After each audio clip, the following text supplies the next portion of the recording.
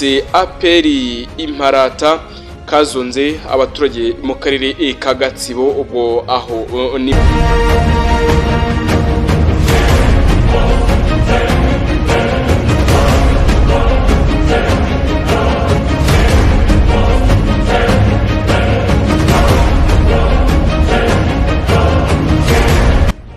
umugoroba mwiza abakunzi ba Biza TV Rwanda mwese aho muri hose bagore namwe bagabo rubyiruko mwese aho muri Rwanda ndetse rubyiruko rwa Afrika mbifurije ikaze mu biganiro bitandukanye bya Biza TV Rwanda. Aka kanya rero nje kubagezaho byinshi mu bijyanye n'ubuzima, ibijyanye na siyanse, ubucukumbuzi, byose bibera ku isi, amakuru ya politike, imikino n'imyidagaduro, byose n'ahandi babisanga atari kuri Biza TV Rwanda. Icyo nakwifuriza nuko wakomeza ugakora subscribe ugakora share ku biganiro ngezaho bya buri munsi. Nitwa Eric Nshimiyimana. Hari agatsiko rero kiyise aperi imparata kazonze abaturage mu karere ka Gatsibo ubwo aho ni mu Rwanda.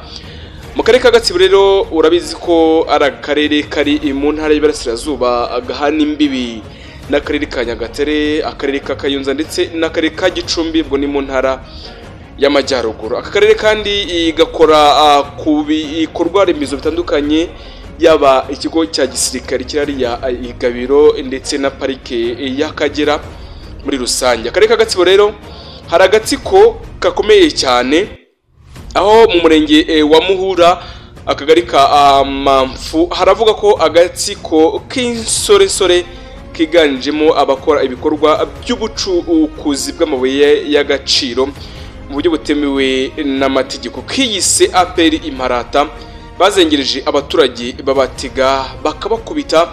Ibi ni ibintu bisa no guhohotera, ni ibintu bisa no kuvutsa ubuzima ikiremwa muntu, aho imiryango imwe n'imwe itandukanye, imiryango mpuzamahanga ibikomeza kugenda ikora ibishoboka byose kugira ngo irebe ko byibura hari icyakorwa kugira ngo ubuzima bwa muntu bukomeze bujye imbere ariko nta muntu uhohotewe.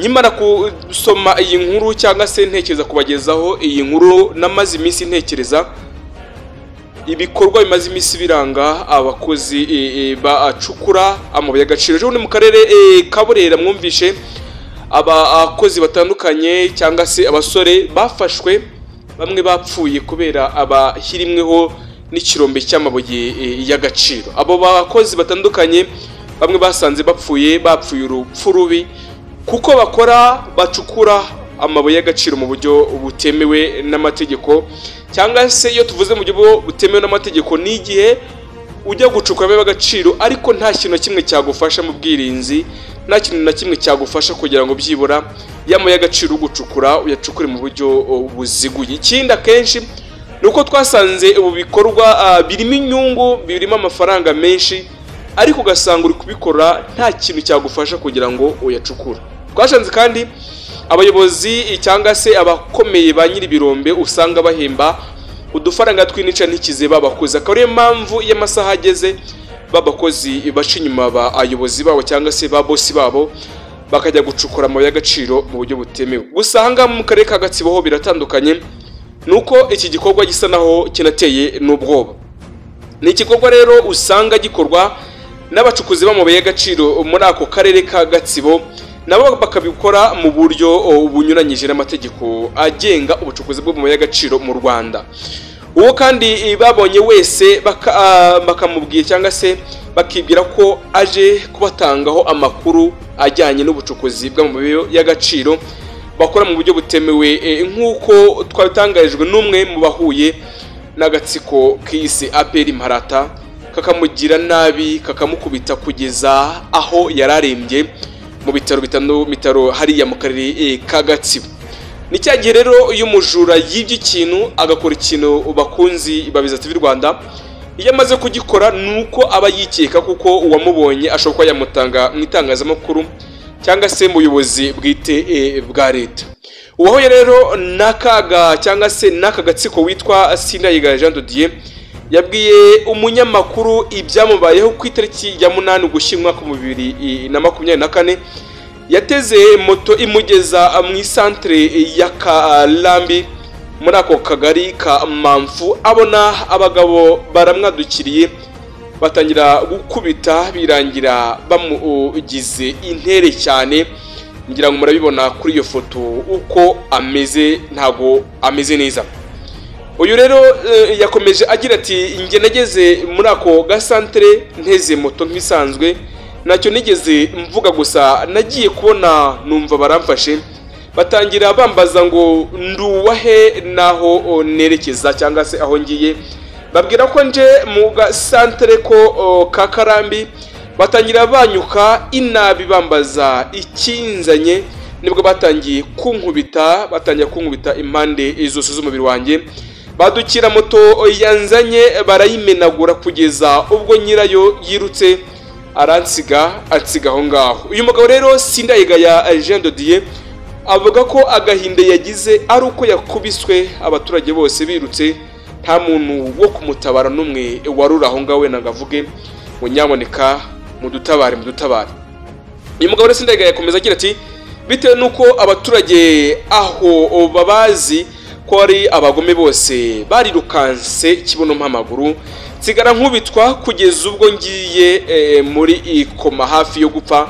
Sinzi uko navuye aho ngaho, gusa naje kwirwa cyangwa se kubwirwa ko ari umugira neza watambukaga wanshyikirije ku kigo nderabuzima cya Muhura, babona ko ninda gupfa nabo kandi banyohereza ku bitaro bya Kiziguro aho navuriwe kugeza naho norohewe aka kanya. Uyu mugabo kandi avuga ko yagiye gutanga ikirego cye muri ribo, gusa akaba akibaza impamvu ikibazo cye kidadukiranwa cyangwa se kitakiranwa ababigizemo uruhare kugira ngo bahanwe, cyangwa se abo babigizemo uruhare bafatwe bikamuyobera n'aka kanya.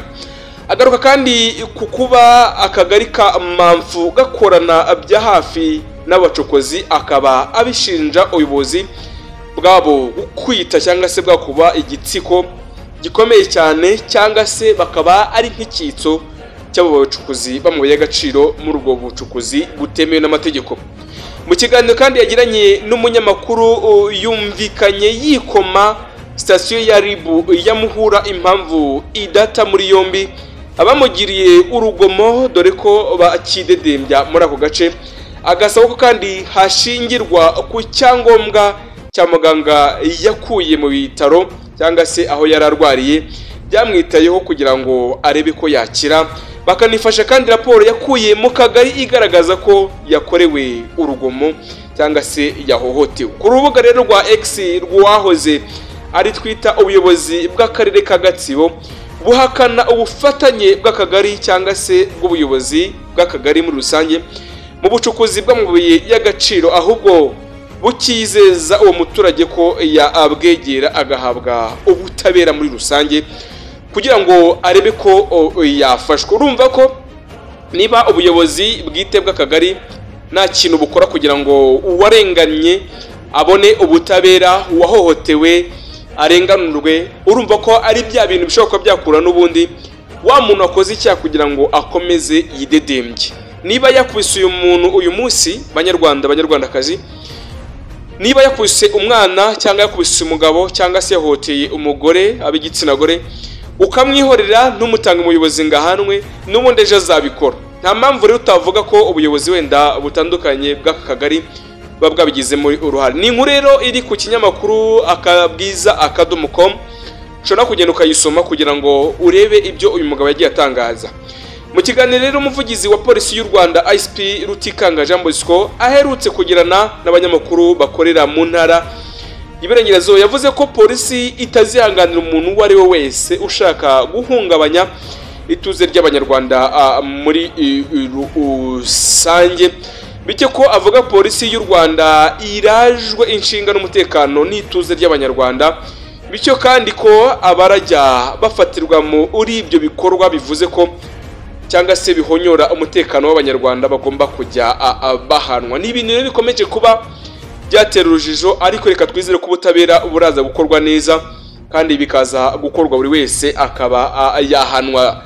Indi nkuru rero ndubuze kwagezaho mu masaha ari imbere nuko mu karere ka Rubavu umusirikare wa FARDC yafatiwe ku butaka bw'u Rwanda M23, kandi ivuga ko barimo umuyobozi wa polisi wa Goma FARDC yerekanye ivuga ko bakorana nayo muri rusange. Komeza ukore subscribe, ukoreshe ku biganiro tukugezaho bya buri munsi, nibikunda naho utaha.